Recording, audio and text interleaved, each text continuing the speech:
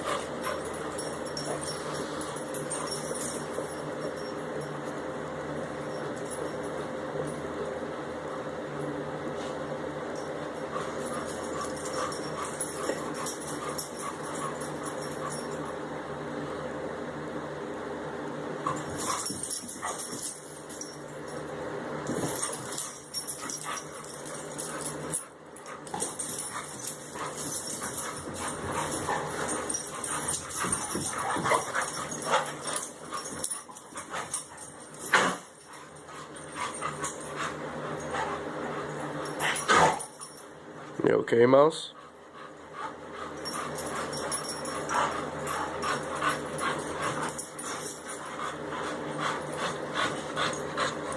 You okay, Mouse? How about you, Tank? Are you okay?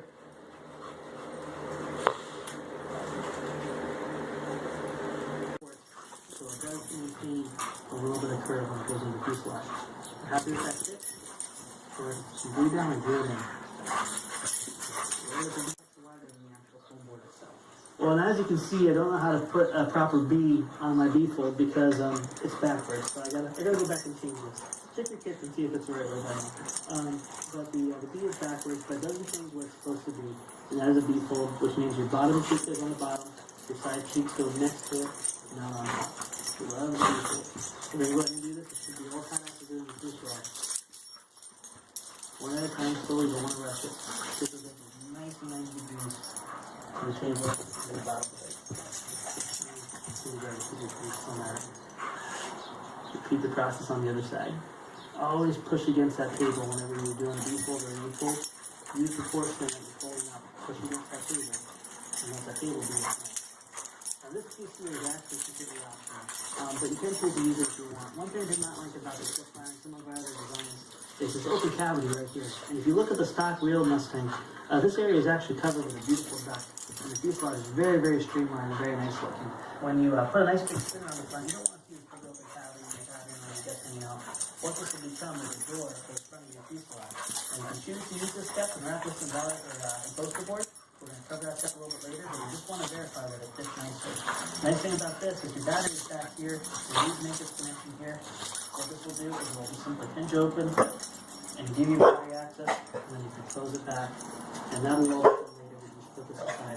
When everything fits, all the holes line up, we're good to go. Our fuselage has come along great, but now it's time to put on our tail. The first thing we're going to want to do with the tail is where that red square line was on your planes, or in the square cut on the speedboat kit, go ahead and crack that open and fold it 180 degrees. Now on the elevator, because this part is quite thin here, we don't want to compromise any strength. We're actually going to cut a 45-degree bevel on the stabilizer side. It's going to be completely unearthed from the bottom, but it'll keep the strength and rigidity without having to beef up that area. If you're really worried about that, you can take a popsicle stick or a little piece of wood to connect these two. And you're going to find very fast, it doesn't take much to fly this airplane, you're not going to really notice it. You see the same process on the road. But this time, go ahead and actually transfer it off of the rudder. Lots of people ask how we can do this in one smooth stroke. The way we do it is we put our blade at an excessive angle like this. If you try to cut your 45-degree bevel like this, it's going to chip and tar it. Also, I use a brand new blade. You see over here, what I'm always grabbing is just a simple 75 pack of blades, or the kind of little simple single-edged razor blades that you get from an automotive store or from a DIY store.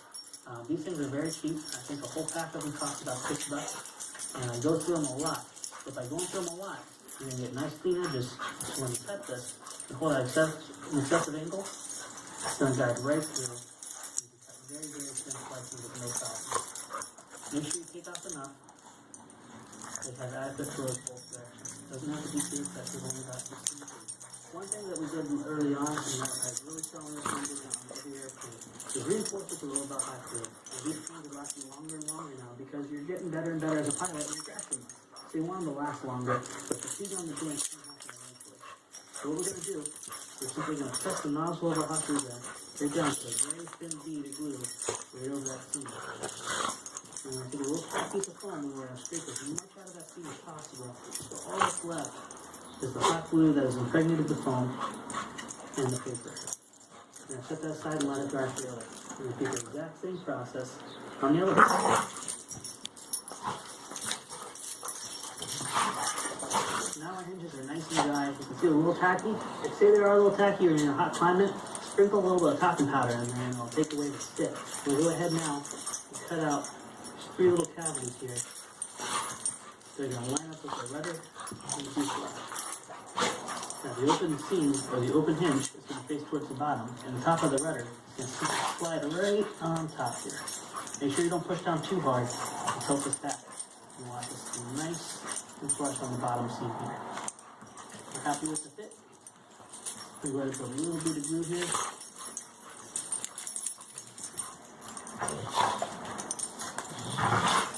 Place this down. Follow up with a little bead on both sides. It's always a good idea to make sure it's 90 degrees to your surface. Now the fin is properly dried at the stabilizer. We're going to go ahead and slide this down into our first test fit. You want to make sure that these little tabs on the fuselage come up and line perfectly with the stabilizer. Now everything sits down nice and firm and clear. We're happy with that fit. We're going to go back, we're going to remove it, remembering the motions it took to put it together. Now we're going to put some glue on these cavities here. Now the cavities want, or the areas you want to put glue on, a little bit ahead of each one of these tabs. Put on the cap, and a nice little bead of glue. We're going to repeat the steps of this. You don't have to panic, you have a little bit of time to work this glue. Make sure everything's perpendicular, square where you want it. That'll also be a good time. Plus, like this little tiny tab, if it hasn't already been topped out or cut out, this is going to be the release for your rudder control. And also go ahead and cut out your rear ventilation. Now, for the formers for the top of the fuselage, you have 3 unique formers, and they progressively get smaller in size here. The smallest one's going to go in the front slot, and the biggest one's going to go in the back slot. We're going to go ahead and glue those together right now.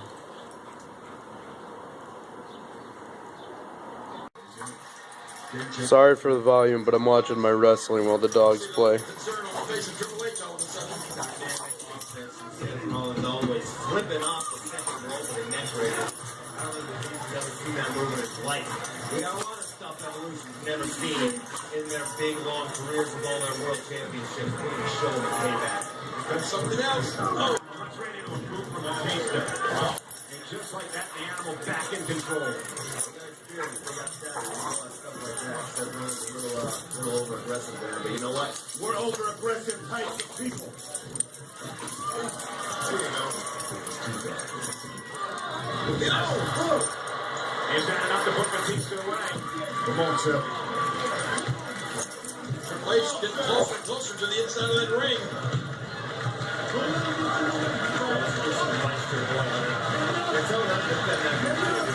I think Batista has a clue where he's at. Seth Rollins now starts to pick up the pace. Batista's reeling.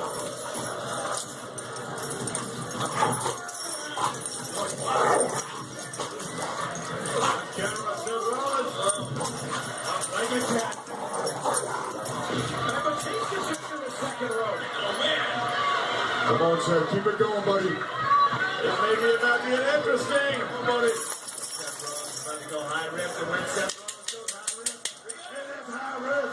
Taking out Batista. Like a missile, lays out Batista on the floor. You giving Tank kisses, mouse? Rollins and Batista. Hi, Tank. Ain't gonna touch you, Seth. Norton in the game looking on. Being held at bay so far. I don't know if I'd have that much trust in It's all grainy because I had to put the exposure up because it's not bright outside today. Hey, he didn't do anything.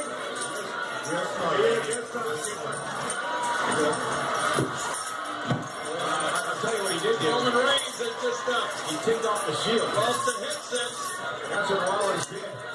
I guess commentator getting a little closer to the action. Rollins over the top. He rolls through. Batista. Look out! Doing a spine buster.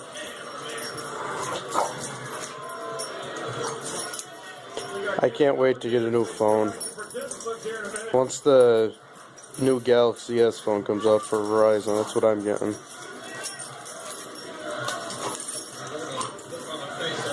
Batista, as our UK fans are calling him right now. And he was going for a spear, and he ran right into Seth Rollins. Batista got a boot in the face. Off the second rope. Oh, and a knee right to the side of the head. He's down here. And he got down on a kick out at 2.5. Oh my gosh, how close was that? Man, oh man.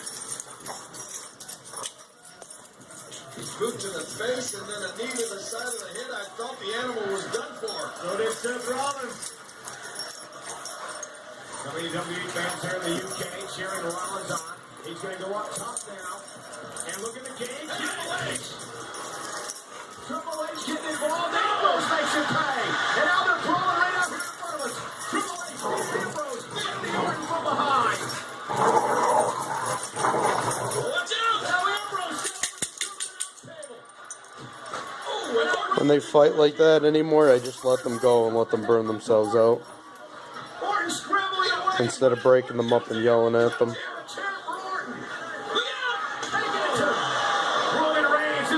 It's mostly Mouse.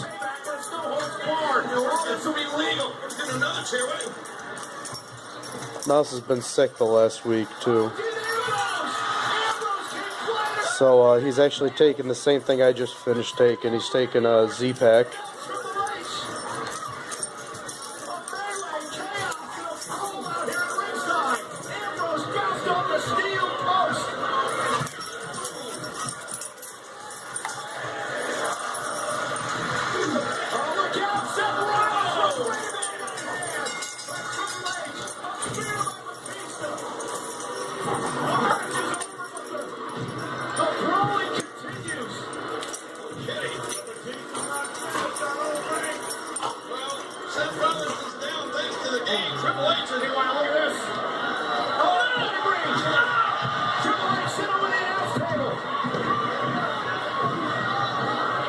You guys done for now?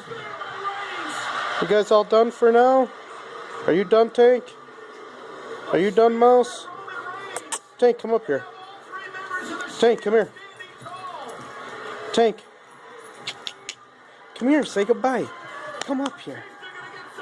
Come here. Tank. You give him mouse kisses. Come here. Come here.